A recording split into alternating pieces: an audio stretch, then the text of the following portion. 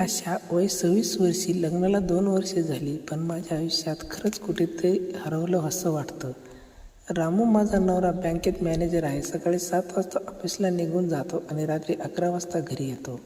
बोलायला फक्त काम, प्रमोशन आणि EMI आणि भाविक माझ्याशी प्रेमाने बोलणं, माझ्या मनात काय चाललंय विचारणं, ते सगळं कधीच राहिलं नाही. नुकतंच आम्ही पुण्यामध्ये नवीन 3 BHK प्लॉट घेतला. घर चांगलं आहे, स्वच्छ, उजळ, मोठ्या खिडक्या आणि भिंतीचा तो जुना पांढरा रंग मला खूप कंटाळवाणा वाटत होता. म्हणून मी एका पेंटरलाच बोलावलं. त्याचं नाव संदेश. सकाळी 9 वाजता दारावर टकटक झाली. नमस्कार मॅडम, मी संदेश. तुम्ही आशा आहेत ना? कलरिंगचा काम आहे म्हणून तो आत या, मी हलकेच हसत म्हणालो. तो आत आला. घर बघताना त्यांचे डोळे फिरले. खूप छान प्लॉट आहे मॅडम. प्रकाश चांगला येतो, रंग चांगले दिसतील. मी त्याला सर्व खोल्या दाखवल्या. त्याच्या मागे चालताना माझ्या त्याच्या शरीरातून येणारा हलका घाम आणि पेंटचा आवाज जाणत होता. तो आवाजात बोलत होता. खोल, शांत, आत्मविश्वास. आम्ही भिंतीवर कोणता कलर द्यायचा याबद्दल बोलत होतो. मी एक हलका बेस शेड आणि दुसरा सॉफ्ट ग्रे दाखवला. हा बेस कलर खूप सुंदर दिसते. तो म्हणाला, तुमच्या या दिवाणाच्या भिंतीवर हा कलर लावला की खुली उजळली जाईल. तुम्हाला कसं वाटतं? हो, मलाही तो आवडतो, पण पूर्ण घर करायचे. ठीक आहे, 2-3 दिवस लागतील. मी एकटाच काम करणारा. एकटाच? मी विचारलं. हो, एकटं काम करायला मला आवडेल.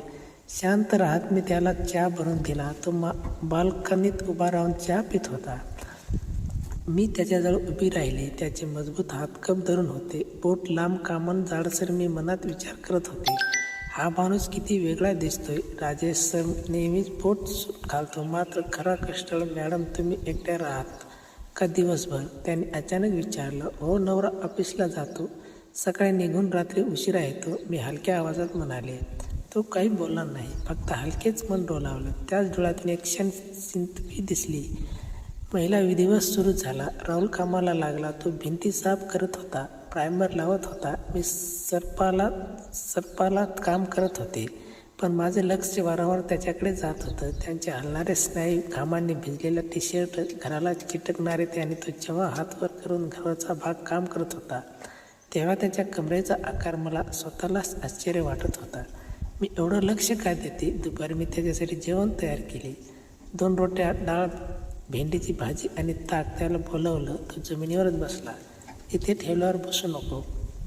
मी म्हणाले, नको मॅडम, असंच चालेल. मी त्यांच्यासमोर बसले. आम्ही बोलत होतो. तो सांगत होता की तो मुलसा आता औरंगाबादच्या 4 वर्षे झाली. बायकोने 2 वर्षापूर्वी सोडून दिलं. मुलगा नाही, एकटा राहतो. तुम्हाला एकटं वाटत नाही? मी विचारलं. वाटतं, पण कामानं मन गुंततं. तो हसला, पण हसण्याचे दुःख होत होतं. मी माझ्या आयुष्याबद्दल थोडं बोलले. राजेश किती व्यस्त असतो, मला किती एकटं वाटलं. नवीन घर घेतल्यानंतरही आनंद वाटत नाहीये.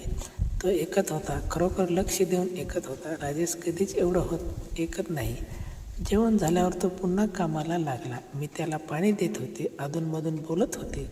संध्याकाळी 5 वाजता तो निघाला. उद्या सकाळी 9 वाजता येतो मॅडम. ठीक आहे, काळजी घ्या. दार बंद करताना मी भिंतीकडे पाहिले, जिथे त्यांचा हात फिरला होता. त्या जागेकडे मला अचानक त्यांचा स्पर्श जाणवला. जणू मी स्वतःलाच विचारलं, नीता, हे काय होते? तू लग्न झालेली आहेस, फक्त पेंटर आहे तो. पण मनात एक ओढ, अस्वस्थ निर्माण झाली होती. त्याचे डोळे, त्यांची हसण्याची पद्धत, त्यांचा खोल आवाज, हे सगळं मला वारंवार आठवत होते. मी राजेशची वाट बघत बसले, पण आज माझ्या मनात राजेश नव्हता. रात्री राजेश आला तेव्हा मी नेहमीप्रमाणे हसले. जेवण वाढलं, पण मनात मात्र राहुलच चित्र होतं. त्याने फक्त 1 दिवस काम केलं होतं, पण माझ्या एकटेपणाला स्पर्श केला होता. मी विचार करत होते, उद्या तो पुन्हा येणार आहे आणि मला ते का कुतूहल वाटतंय. दुसरा दिवस सकाळी 9 वाजता दारावर टकटक झाली. मी दार उघडलं. राहुल आज थोडा वेगळा दिसत होता. केस नीट विचारलेले, टी-शर्ट स्वच्छ. त्याने मला पाहताच हलकेच हसले. नमस्कार नीताताई, आज किती दिवस काम करायचे ना? चहा घ्या. प्रथम मी म्हणाले. तो आता आला. आज त्याने काम सुरू केलं. मी त्याला मदत करायला गेले. एक उंच भिंतीवर रंग करताना त्याला रोलर पोहत नव्हता. मी खुर्ची आणली. राहुल, हे धरा. मी खुर्ची पकडून उभे राहिले. तो खुर्चीवर चढला. त्याचे पाय माझ्या जवळून गेला. त्यांचा एक हात माझ्या खांद्यावर येऊन पडला. तोल सांभाळण्यासाठी त्या स्पर्शाने तो माझ्या अंगावर काटा आला. गरम मजबूत हात तो लवकरच हात काढून घेतला. सॉरी ताई, तो लाजल्यासारख्या म्हणाला. काही हरकत नाही, मी हलकेच हसले. तो काम करत असताना मी अधूनमधून त्याच्याकडे बघत होते. घामाने त्याची टी शर्ट पुन्हा शरीराला चिटकत होती. त्यांचे स्नायू हालत होते. मला स्वतःला समजत नव्हतं मी एवढं का बघते. मी लग्न झालेली आहे, पण राजेश कधी असा घाम गाळून मेहनत करताना दिसला नव्हता. दुपारी मी जेवण तयार केलं. आज मी विशेष करून केलं होतं. चिकन करी, रोटी, सलाद. त्याला बोलावलं. बसा ना टेबलवर. आज मी आग्रह केला. तो थोडा संकोच करत बसला. आम्ही एकमेकासमोर बसलो. खाण्याबरोबरच बोलणं सुरू झालं. राहुल, तुमची बायको का गेली? मी हळूच विचारलं. तो क्षणभर शांत राहिला. मग म्हणाला, मी शहरात राहायला हवं होतं. मी कष्ट करणारा पेंटर. तिला माझ्या मेहनतवर पुरली नाही. 2 वर्षे झाले. एकदा फोन आला होता, मग कधीही नाही. त्याच्या आवारात दुःख होतं. मी त्यांच्या हातावर हात ठेवला, पण सहानुभूती म्हणून मला वाईट वाटत होतं. तुम्ही एकटे राहता, काम करतो, रात्री थकून झोपतो, पण कधी कधी रात्री जाग येते. मग विचार येतो, माझ्या आयुष्यात खरं प्रेम तर येणार तरी कधी? त्याचे माझ्याकडे पाहिलं. त्याचे डोळे थेट माझ्या डोळ्यात. मी नजर काढू शकले नाही. त्या क्षणी माझ्या मनात एक हलकी लहर उठली. मी राजेशशी बोलताना कधी एकटं खोल संवाद केला नव्हता. जेवण झाल्यावर तो म्हणाला, नीताताई, तुम्ही खूप चांगले आहात. तुमचा नवरा भाग्यवान आहे. मी हसले, पण मनात विचार आला, भाग्यवान तर मला केवळ 2 नाही. दुपारच्या वेळी पाऊस पडला. राहुल ओला होऊन काम करत होता. मी टॉवेल आणून दिलं. मग असा पुसत नाही तर सर्दी होईल. तो टॉवेल घेताना आमचे हात पुन्हा स्पर्शाने. यावेळी तो हात काढला. काही सेकंद आम्ही एकमेकाकडे पाहत राहिलो. मग हृदय जोरात धडधडत होते. त्याचे ओले केस, ओले ओठ आणि त्या डोळ्यातलं आकर्षण. मला एक विचित्र ओढ वाटली. तुम्हाला एकट वाटत असेल ना? तो हळू आवाजात म्हणाला. आज तो पहिल्यांदा तुम्ही ऐवजी जवळचा वाटला. खूप वाटतं राहुल. नवीन घर घेतलं, पण एकटेपणा गेला नाही. तो जवळ आला. फक्त 1 फूट अंतर. त्याने हात पुढे केला, पण स्पर्श केला नाही. फक्त हवेत ठेवला. मी आहे ना. या काही दिवस तरी त्यांचे शब्द इतके साधे, पण इतके मनाला स्पर्श करणारे होते. मी फक्त मान डोलावली. संध्याकाळी काम संपवून तो निघाला. तेव्हा म्हणाला, उद्या शेवटचा दिवस असेल. बहुतेक मला अचानक उदासी वाटली. उद्या एवढ्याच संपणार हो, पण मी येत राहीन बघायला. तो हसला. रात्रीच्या राजस आला. मी नेहमीप्रमाणे जेवण वाढले. तो TV बघत बसला. मी त्यांच्याशी बोलायला प्रयत्न केला, पण त्याचे उत्तर एका शब्दात माझ्या मनात मात्र राहुल होता. त्यांचे त्या शब्द, त्याचा स्पर्श, त्याची मेहनत, त्याचे ऐकणं, सगळं वारंवार आठवत होतं. मी झोपताना विचार करत होते, हे काय होतंय नीता? तू काय करतेस? पण मनात एक गोड भावना निर्माण झाली होती.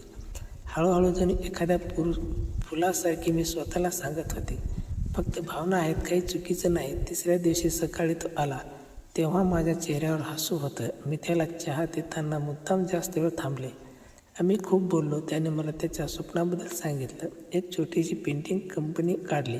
स्वतःचा व्यवसाय. मीही माझ्या इच्छा सांगितल्या. तो काम करत असताना मी त्याच्या मागे उभे राहून त्याचे हलणारे हात बघत होते. मला त्याच्याबद्दल आतुर वाटू लागला आणि आदरासोबत एक गोड हळूहळू वाढणार आकर्षण. 4था दिवस सकाळची. राहुल आला. आज त्यांच्या चेहऱ्यावर एक वेगळी सुद्धा होती. काम जवळजवळ संपत आलं. घर आता खूप सुंदर दिसत होतं. हलका बेरंग भिंतींना एक नवी रूप देत होतं. पण माझ्या मनात एक विचित्र खळबळ उडाली. उद्या तो येणार नाही हे विचार येताच मला अस्वस्थ वाटत होतं. नमस्कार नीता, तो येताच म्हणाला. आज त्याने ताई नाही म्हणता सगळं नीता म्हटलं. मी हलकेच हसले. चहा घ्यायचा? हो, तुझ्याकडून दिलेला चहा खूप आवडतो. आम्ही बाल्कनीत बसलो. पावसानंतरही थंडगार हवा येत होती. चहा पीत असताना मी आमच्याकडे एकटक बघत होतो. त्यांचे डोळे थकलेले दिसत होते. राहुल, काय झालं? उदास दिसतोयस? मी हळूच विचारले. तो शांतपणे म्हणाला, उद्या काम संपेल, मग मी येणार नाही. तुला एकटं वाटेल की नाही याचा विचार करतोय. माझ्या मनात एक दुःखी भावना उठली. मी त्याच्या हातावर हात ठेवला. यावेळी मी हात काढला नाही. तोही आपल्या हातात माझ्या हातात घट्ट धरून बसला. मलाही तेच वाटत. या 4 दिवसात मला खूप चांगलं वाटतं. तू ऐकतोस, बोलतोस, समजून घेतोस. राजेश कधी एवढं करत नाही. तो माझ्याकडे वळला. त्यांच्या डोळ्यात थेट माझ्यात खोलवर शिरले. नीता, तू खूप हक्क व्यक्तीच आहेस. आणि मी एक तुझ्यासमोर बसल्यावर मला वाटतं जणू माझं आयुष्य दुःख कमी होतंय. आम्ही बराच वेळ बोललो. तो आपल्या गावाच्या आठवणी सांगत होता. त्याच्या आईवडिलांची, त्याच्या हाताने कमवलेली पैशाची. मी माझ्या लग्नाच्या अगोदरच्या स्वप्नाबद्दल सांगत होते. मी शिक्षिका व्हायचं स्वप्न होतं, पण लग्नानंतर सगळं थांबलं. दुपारी जेवणानंतर काम करत होता. मी त्याच्याजवळ उभे राहिले. तिने एका भिंतीवर शेवटचा कोट लावला. घामाने त्याचा चेहरा चमकत होता. अचानक तो म्हणाला, नीता, तुझ्या डोळ्यात गुट उदासी आहे. मी ती दूर करू शकतो. तरी मी काही बोलले नाही, फक्त त्याच्याजवळ सरकले. आमचे शरीर एकमेकांना जवळ आले. त्याने हळूच माझा हात धरला आणि आपल्या छातीवर ठेवला. त्याची धडधड मी स्पष्ट ऐकत होती. वेगाने तुझी धडधड ऐकू येते. मी कुजबुजले, कारण तू जवळ आहेस. तो म्हणाला. या क्षणी मी त्यांच्या छातीवर डोकं ठेवलं. त्याने एक हात माझ्या पाठीवर हळूच फिरवलं. स्पर्श प्रेमळ होता, आदराने भरलेला. आम्ही असेच काही मिनिटे उभे राहिलो. बोलणं बंद झालं होतं. फक्त एकमेकांचे उभेचा अनुभव घेत होतो. मग आम्ही दिवाण्यावर बसलो. तो माझ्या बाजूला बसला. मी त्यांच्या खांद्यावर डोकं ठेवलं. त्याने माझ्या केसात बोट फिरवली. खूप हळू प्रेमाने राहुले, बरोबर आहे का? मी डोळे मिटून विचारलं. मला माहीत नाही नीता, पण जे मनात बरं वाटतं ते चुकीचं असू शकत नाही. मी तुझ्या शरीराची नाही, तुझ्या मनाची ओढ लागली आहे. त्यांचे शब्द इतके प्रामाणिक होते की माझे डोळे भरले. मी त्याला घट्ट बिलगलले. त्याने माझ्या कपाळावर हलका केला. त्या स्पर्शाने माझ्या अंगात एक कोड थरथरत उठली. आम्ही एकमेकांच्या कुशीत पडलो. तो मला घट्ट धरून होता. मी त्यांच्या छातीकडे हात ठेवून त्याची धडधड ऐकत होती. तू मला विशेष वाटतोस, तो माझ्या कानात कुरबुजत होता. मी रोज तुझ्याशी बोलायला येईन. काम नसलं तर मलाही इथेच हवं आहे, मी म्हणाले. आम्ही तासभर असेच बोलत होतो. छोट्या छोट्या गोष्टी तो मला हसवत होता. मी त्याला प्रोत्साहन देत होते, त्याच्या मनातील कौतुक करत होते. तो मला सांगत होता की मी किती सुंदर आहे, किती समजदार आहे. संध्याकाळ झाली तेव्हा तो निघण्याचा तयारीत करत होता. मी त्यांचा हात धरला. अजून थांब ना. तो थांबला. आम्ही पुन्हा एकमेकांच्या मिठी मारली. यावेळी मिठी जास्त घट्ट होती. त्याचे ओठ माझ्या कपाळावर, नंतर गालावर हलके हलके स्पर्श करत होते. मी त्यांच्या मानेभोवती हात टाकत होते. आमच्यात प्रेम, ओढ आणि भावना जवळ इतकी वाढली होती की शब्द कमी पडत होते. तो निघाला तेव्हा आम्हाला उद्या शेवटचा दिवस, पण आपली कहाणी संपणार नाही. मी दार बंद केलं आणि भिंतीकडे पाहिलं. नवीन रंग चमकत होता. माझं मनही नव्या रंगात रंगत होतं.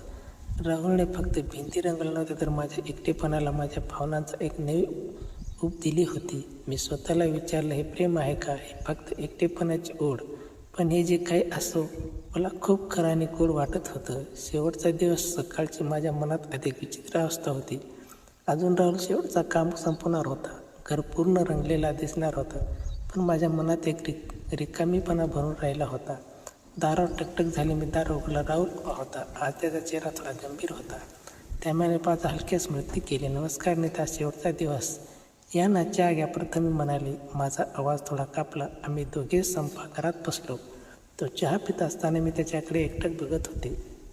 या 4 दिवसात तो फक्त पेंटर नव्हता, तो माझा ऐकणारा, समजून घेणारा, माझ्या एकटेपणाला स्पर्श करणारा माणूस बनला होता. नीता, घर खूप सुंदर दिसतो. आता तो म्हणाला. हो, पण हे सौंदर्य तुझ्यामुळेच आलंय. मी हळूच म्हणाले. तो हसला, मग गंभीर झाला. मी निघून गेल्यावर तुला एकटं वाटणार नाही ना? मला रडू आलं. मी त्याच्या हातावर हात ठेवला आणि म्हणाला, वाटेल, खूप वाटेल. या 4 दिवसात मी जेवढं बोलले तेवढंच मन मोकळं केलं. ते राजश्री कधी केलं नव्हतं. तो माझ्या हातावर आपला दुसरा हात ठेवून म्हणाला, मला तेच तुझ्यासमोर बसल्यावर मला वाटतं. मी एकटा नाही, तू मला एक नवीन आशा दिलीस. आम्ही बराच वेळ बोललो. तो उठला आणि कामाला लागला. मी त्याच्या मागे फिरत होते. अधूनमधून पाणी देत होते, टावेल देत होते. शेवटच्या भिंतीवर तो रंग लावत असताना मी त्याच्याजवळ उभी राहिली. त्याने हात खाली केला आणि माझा हात धरला. नीता, मी तुझ्याशी खोटं बोलणार नाही. मला तुझ्यावर प्रेम बसले, फक्त शारीरिक नाही, मनापासून. माझे डोळे पुनावले. राहुल, मी तुझ्याशिवाय आता हे घर रिकामं वाटेल. तो काम संपून दिवाणावर बसला. मी त्या बाजूला बसले. त्याने हळूच मला जवळ ओढलं. मी त्यांच्या छातीवर डोकं ठेवलं. त्याने मला घट्ट मिठी मारली. त्याच्या हाताची ऊब, त्यांची धडधड, त्यांचा श्वास, सगळं मला पूर्णपणे जाणत होतं. मी तुला कधी त्रास देणार नाही, तो माझ्या केसात बोट फिरवत म्हणाला. तू लग्न झालेली आहेस हे मला माहीत आहे. मी फक्त तुझं मन हवं आहे. जेव्हा तुला एकटं वाटेल तेव्हा फोन कर, मी येईन. मी त्यांच्या छातीवर वर पाहिलं. आमचे डोळे एकमेकावर खोल मिसळत. त्याने हळूच माझा कपाळावर किस केला. मग गालावर. मी त्यांच्या मानेभोवती हात टाकले आणि त्याला घट्ट धरून ठेवले. आम्ही असे बराच वेळ एकमेकांच्या कुशीत बसलो. शब्द नव्हते, फक्त भावना बोलत होत्या. मला खूप विशेष वाटते नीता, तू कुजबुजत हसणं, तुमचं बोलणं, तुम्ही काळजी घेण्याची पद्धत, सगळं मी त्यांच्या कानावर म्हणालो. तुम्ही मला नवीन ऊब दिलीस. मी एवढं एकटं कधीच जाणवलं नव्हतं जितकं इतकं 4 दिवसात जाणवलं. संध्याकाळ झाली तर निघण्याचा तयारी करत होता. मी त्यांचे एक छोटीशी गिफ्ट दिली. एक छोटा प्लॅट एक घरात ठेव, मला आठवण येईल. तो गिफ्ट त्याने घेतला. त्याचे डोळे ओले झाले. धन्यवाद.